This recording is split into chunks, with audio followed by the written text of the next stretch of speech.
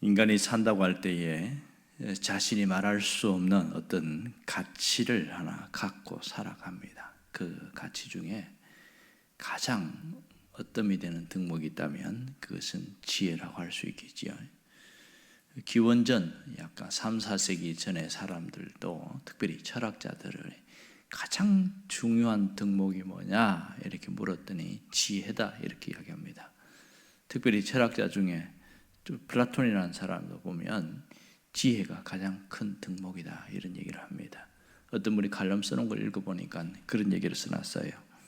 지혜를 지니면 세상에 무서울 게 없다. 내 정신과 마음속에 등불이 켜져 있어서 항상 주변을 환하게 밝히는데 무엇이 두렵겠는가.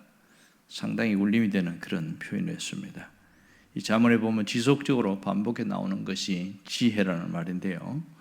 그런데 이 지혜가 이것이다 이렇게 딱 잘라서 말할 수 없게 다양한 모습으로 표현되어지고 있습니다. 그래서 지혜를 몇 가지로 구분하면 이렇게 되어진다고 할 수 있지요. 하나는 지혜는 지식을 활용하는 힘이다 이렇게 표현될 수 있습니다. 지혜가 없는 지식은 쓸 수가 없는 것이죠. 예를 들어서 끈을 묶고 푸는 매듭을 배운 지식을 갖고 있어요. 그 지식이 있는데 내가 어떤 자루를 묶을 때나 어떤 뭔가를 할 때에 활용을 할 수 없다면 그거는 아무 소용이 없다. 그런 표현인 것이죠. 또 하나는 지혜는 삶을 이롭게 한다. 이런 것이 핵심입니다. 어리석은 행동을 하지 않거나 또 잘못 한번 실수했을 때 거기서 교훈을 받게 되고 내가 이렇게 행동하면 안 되겠구나. 그러면서 그 길로 안 간다는 얘기지요. 어떤 경험을 통해서 교훈을 얻게 되어지는데 우리의 삶을 이롭게 하고 새롭게 하는 것이 지혜다. 이런 표현이 있습니다. 그리고 지혜는 하나님께로 향하게 한다. 이런 말을 하고 있습니다. 아무리 지능 지수가 높고 아무리 뛰어난 능력이 있어도 그 삶이 하나님께로 향하지 않으면 결국은 어리석음으로 끝납니다. 어떤 무신론자였던 어떤 천체 과학자가 하늘의 별을 보고 아무리 봐도 이건 신이 아니면 이렇게 정교하게 꾸밀 수가 없다.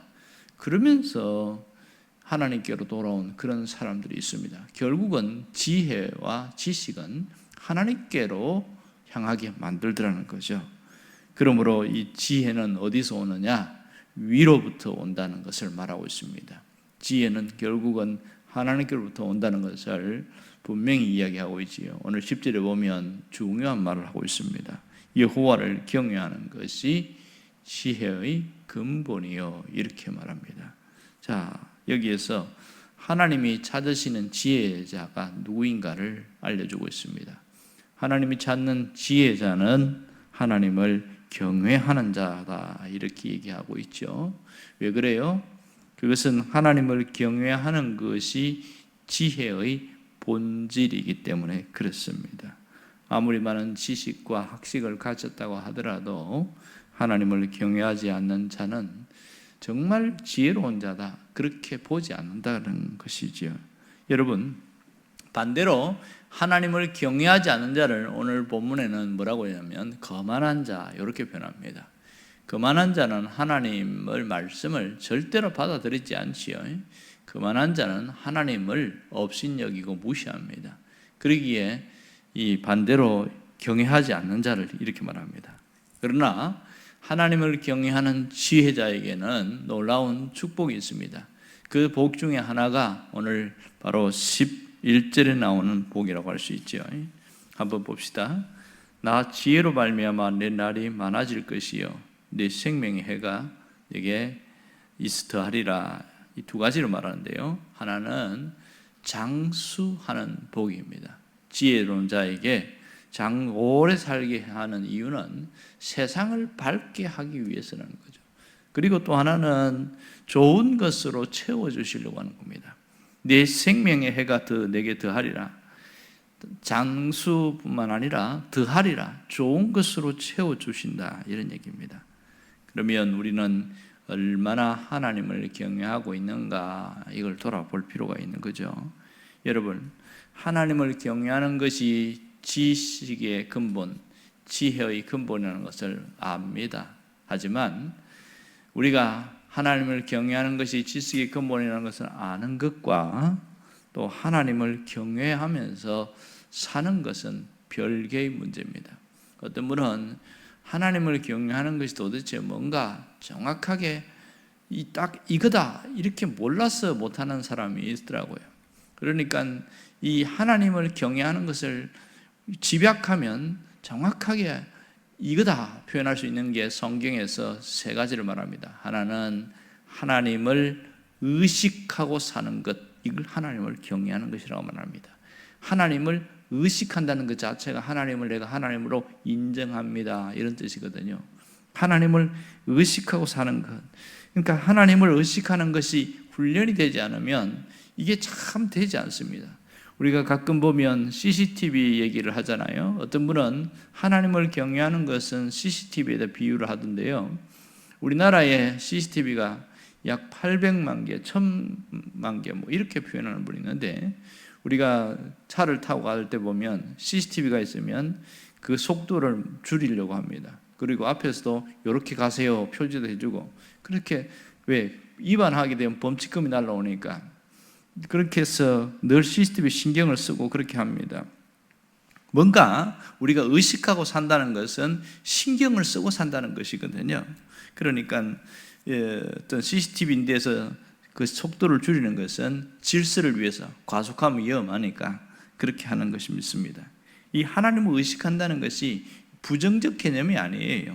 이것은 하나님이 나를 감시하거나 혼내키려고 하거나 그런 부정적인 의식이 아니라 오히려 내가 내 삶의 안전장치다, 이렇게 표현할 수 있습니다. 하나님을 의식하고 살아가는 사람은 막 살지 않아요. 함부로 살지 않고 자기 욕심대로 살지 않고 자기 하고 싶은 대로, 죄짓고 싶은 대로 그렇게 살지 않는 거예요. 왜? 하나님을 의식하고 살아가니까. 이게 하나님을 인정하는 것, 이게 하나님을 경외하는 것이고요. 또 하나는 그분을 절대적으로 신뢰하는 것, 의지하는 것이 하나님을 경외하는 것이라고 할 수 있습니다. 여러분, 하나님을 경외하는 것이 얼마나 중요하냐, 그것은 너무나 잘 알고 있어요. 하지만 절대적으로 의지하지 않아요. 필요한 만큼만 의지하거든요. 이게 하나님을 경외하는 것이 아니냐를 알 수 있습니다. 오늘 본문에 보면 10절에 보면 거룩한 자를 아는 것이 명철이다, 이런 표현을 쓰고 있지요.